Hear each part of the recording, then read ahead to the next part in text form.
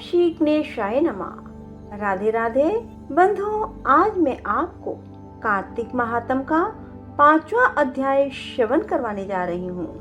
बोलो विष्णु भगवान की जय, लक्ष्मी माता की जय।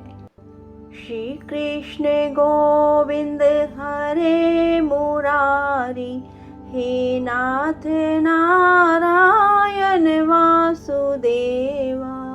भगवान बोले, हे मुनीश्वर, आपने कार्तिक मास फल वर्णन किया, अब आप स्नान करने की विधि बताने में भी समर्थ हैं। नारद जी बोले, हे राजन, तुम विष्णु के अंश से उत्पन्न हुए हो, इसलिए तुमसे कोई बात नहीं छिपी। फिर भी मैं आपको बताता हूँ। आश्विन मास में शुक्ल पक्ष की एकादशी से सावधान होकर कार्तिक के व्रतों को प्रारंभ करें। पहर रात्रि को उठकर जल का पात्र ले ग्राम से बाहर उत्तर दिशा को जाएं। दिन में संध्या समय जनेऊ कान पर चढ़ाकर उत्तर दिशा को मुंह करके भूमि पर तृण बिछाएं और सिर को कपड़े से ढक लें। मुंह बंद करके थूकना व श्वास लेना रोककर मल मूत्र त्याग करें। रात्रि में दक्षिण को मुख करें। शिश्नेंद्रिय को हाथ में पकड़ मिट्टी लगाकर धोवें और दुर्गंध व आलेप दूर करने वाले शौच करें। शिशन में 1 बार, गुदा में 7 बार, बाएं हाथ में 10 बार और दोनों हाथों में 7 बार मिट्टी लगाकर धोएं। इस प्रकार गृहस्थी करें। ब्रह्मचारी को दुगुना, वानप्रस्थी को तिगुना और सन्यासी को चौगुना शौच करें। जो शौच दिन के लिए कहा गया है उससे आधा रोगी और इससे भी आधा मार्ग चलने वाला करे, नहीं तो संपूर्ण क्रिया निष्फल हो जाती है। मुख की शुद्धि ना करने से मंत्र फलदायक नहीं होते, इसलिए दातुन करनी चाहिए। दातुन लाते समय वृक्ष से प्रार्थना करें, हे वनस्पति, तू हमें तेज, बुद्धि, बल, मंत्र, पाठन, यज्ञ और संतान प्रदान करें। प्रार्थना करके दातुन करें। प्रतिपदा, अमावस्या, नवमी, छठ, रविवार, सूर्य ग्रहण, श्राद्ध तिथि और व्रत के दिन दातुन नहीं करनी चाहिए। कटेरी, संभालू, कपास, पीपल, वट, अरण्य और दुर्गंध युक्त दातुन ना करें। इस प्रकार स्नान आदि करने के बाद पुष्प, गंध, तांबूल आदि लेकर विष्णु और शिव के मंदिर में जाएं। वहां जाकर स्तुति करके नमस्कार करें। फिर गा बजाकर भगवत स्वरूप का मन से ध्यान करें। ना मैं वैकुंठ में रहता हूँ, ना योगियों के मन में। मेरा निवास तो भक्तों के गान में है। जिन देवताओं के लिए जो उत्तम विधि कही है उससे उनकी पूजा करके भगवान से क्षमा प्रार्थना करें। मैं मंत्र, क्रिया, भक्ति से हीन हूँ, मेरा पूजन परिपूर्ण होवे। इस प्रकार जो मनुष्य कार्तिक मास में व्रत करके पूजन कीर्तन करते हैं, वे अपने पूर्व पुरुषों सहित निष्पाप होकर वैकुंठ चले जाते हैं। कार्तिक मास में मंदिर में जो गायक भगवान श्री हरि का कीर्तन करने आए हों, माला, चंदन, तांबूल आदि से उनका पूजन करना चाहिए, क्योंकि देवस्थानों में भगवत कीर्तन करने वाले भी साक्षात भगवान विष्णु की ही मूर्ति होते हैं। यह लोग सतयुग में विष्णु जी को अपनी तपस्या, योग और दान द्वारा भगवान को प्रसन्न करते थे, मगर कलयुग में भगवान गुणवान ही भगवान श्री हरि को प्रसन्न करने का प्रधान साधन माना गया है। नारद जी ने राजा पृथु से कहा, हे नारद, मैं वैकुंठ अथवा योगियों के हृदय में भी नहीं रहता, अपितु जहाँ मेरे भक्त मेरा कीर्तन करते हैं वहाँ मैं अवश्य रहता हूँ। जो मनुष्य चंदन माला आदि से मेरे भक्तों का पूजन करते हैं, उनसे मेरी प्रीति ऐसी होती है जैसे मेरे पूजन से भी नहीं हो सकती। शिरीष, धतूरा, गिरजा, चमेली, केसर और कंदार, कटहल के फूलों व अक्षतों से भगवान विष्णु की पूजा नहीं करनी चाहिए। अड़हल, कंद, गिरीश, जूहू, मालती, केवड़ा के पुष्पों से भगवान शंकर की पूजा नहीं करनी चाहिए। लक्ष्मी के इच्छुक पुरुषों को तुलसी पत्र से सूर्य नारायण की पूजा नहीं करनी चाहिए। जिन देवताओं की पूजा में जो फूल निर्दिष्ट हैं, उन्हीं से उनका पूजन करें। पूजन समाप्त करने के बाद भगवान से प्रार्थना करें, हे सुरेश्वर, हे देव, मेरे पास ना मंत्र है, ना क्रिया ना भक्ति। जो कुछ भी पूजा मैंने आपकी की उसे पूरा करो। ऐसी प्रार्थना करने के बाद दंडवत प्रणाम करके क्षमा प्रार्थना करके भगवत कीर्तन करें। श्री हरि की कथा सुननी चाहिए और प्रसाद ग्रहण करना चाहिए। इस तरह बताई गई विधि के अनुसार जो मनुष्य कार्तिक व्रत का अनुष्ठान करते हैं वह संसार के सभी सुखों को भोगते हुए अंत में मुक्ति को पाते हैं। बोलो विष्णु भगवान की जय, लक्ष्मी माता की जय। कार्तिक की 5 की एक कथा। एक ब्राह्मण ब्राह्मणी थे। 7 कोस गंगा जमुना नहाने जाया करते थे। ब्राह्मणी बहुत थक जाती थी। एक दिन बोली, कोई बेटा होता तो बहू आती, घर में खाना बना हुआ मिलता, कपड़े धुले मिलते। ब्राह्मण बोला, तूने बड़ी बात कही, लो मैं तेरे लिए बहू ला देता हूँ। एक पोटली में चून बांध दे, इसमें थोड़ी सी मोहर अशर्फी डाल दे। उसने पोटली बांध ली। ब्राह्मण चल दिया। कुछ दूर पर जमुना जी के किनारे लड़कियां अपने अपने मिट्टी के घर बनाकर खेल रही थी।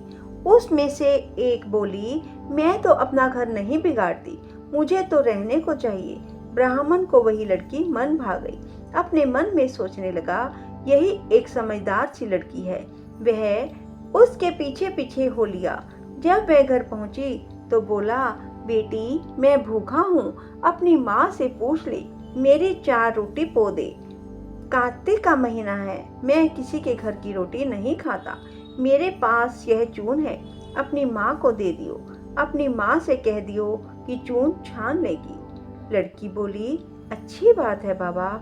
उसने अपनी माँ से कहा, माँ बाहर बाबा बैठा है, उसकी रोटी बना दो और आटा छान लेना। उसने आटा छाना, उसमें मोहर अशर्फी निकली। वह बोली, जिसके आटे में इतनी मोहर अशर्फी है उसके घर में कितनी होगी। जब बाबा रोटी खाने बैठा तो उसकी माँ बोली, बाबा तुम लड़के की सगाई करने जा रहे हो क्या? बाबा कहने लगा, मेरा लड़का तो काशी पढ़ने गया है, अगर तुम कहो तो खंडे कटारे से तुम्हारी लड़की को ब्याह के ले जाऊं। अच्छी बात है बाबा। वो ब्याह कर ले आया। आकर बोला, रामू की माँ किवाड़ खोल, देख मैं तेरे लिए बहू लाया हूँ। बुढ़िया बोली, दुनिया तो बोली मारे, तू भी बोल मार दे। हमारे तो 7 जन्म भी बेटा नहीं है तो बहू कहाँ से आएगी? ना तू किवाड़ खोल। उसने किवाड़ खोले, देखा तो सामने बहू खड़ी है। सास आदर सत्कार से बहू को अंदर ले आई। बूढ़े बुढ़िया नहाने जाते, बहू सारा काम करती, खाना बनाती, कपड़े धोती, रात को उनके पांव दबाती। इस तरह से बहुत समय निकल गया। सास बोली, बहू चूल्हे की आंच ना बुझने दियो, मटके का पानी खत्म ना होने दियो। एक दिन चूल्हे की आंच बुझ गई। बहू भागी भागी पड़ोस में गई। बोली, पड़ोसन मुझे थोड़ी सी आंच दे दो, मेरे चूल्हे की आंच बुझ गई है। मेरे सास ससुर आते ही होंगे, सुबह 4 बजे के गंगा जमुना नहाने गए हैं। पड़ोसन ने कहा, तू तो पगली है, तुझे तो यूं ही उठा कर ले आए, इनके 7 जन्म भी कोई बेटा नहीं है। बहू बोली, ना इनका बेटा तो काशी पढ़ने गया है। पड़ोसन बोली, ना झूठ बोला है। बोली, अब क्या करूं? उसने कहा, जली फूंकी रोटी कर दे, अलूनी दाल दे, खीर की कड़छी दाल में, दाल की कड़छी खीर में कर दे। उसको पड़ोसन की सीख लग गई। उसने ऐसा ही किया। सास ससुर आए। आज ना तो आदर सत्कार किया, ना ही उनके कपड़े लिए, खाना लगा दिया। सासू बोली, बहू ये क्या? ये तो जली फूकी रोटी है, अलूनी दाल है, खा लो सासू जी। तुम एक दिन खा लोगी तो कुछ ना होगा, मुझे तो जीवन भर अलूनी रहना है। सासू बोली, बहू को तो पड़ोस की सीख लग गई। बहू रात को सो गई। सुबह भागी भागी पड़ोस में गई। बोली, अब क्या करूं? बोली, 7 कोठों की चाबी मांग ली। जब सासू जाने लगी तो बहू आगे अड़कर खड़ी हो गई। बोली, बाद में जाना, पहले मुझे 7 कोठों की चाबी दे दो। ससुर बोला, चाबी दे दो, आज भी इसका कल भी इसका, हमारा क्या है, आज मरे कल दूसरा दिन। पीछे से बहू ने कोठे खोल के देखा, किसी में अन्न, किसी में धन, किसी में बर्तन, किसी में कपड़े के अटूट भंडार पड़े हैं। 7वां कोठा खोल के देखा, उसमें गणेश, लक्ष्मी, पीपल, पथवारी, कार्तिक के ठाकुर राई, दामोदर, तुलसा जी का बिड़ला, 36 करोड़ देवी देवता विराजमान हैं। गंगा जमुना बह रही हैं। तिलक छापे लगाए चौकी पर बैठे एक लड़का माला जप रहा है। माँ बोली, तू कौन? बोला, माँ मैं तेरा बेटा हूँ। तू कहाँ से आया? मुझे तो कार्तिक के देवता ने भेजा है। माँ बोली, बेटा ये दुनिया क्या जानेगी? क्या जानेगा मेरा घर का पति? क्या जाने की दुरानी जेठानी?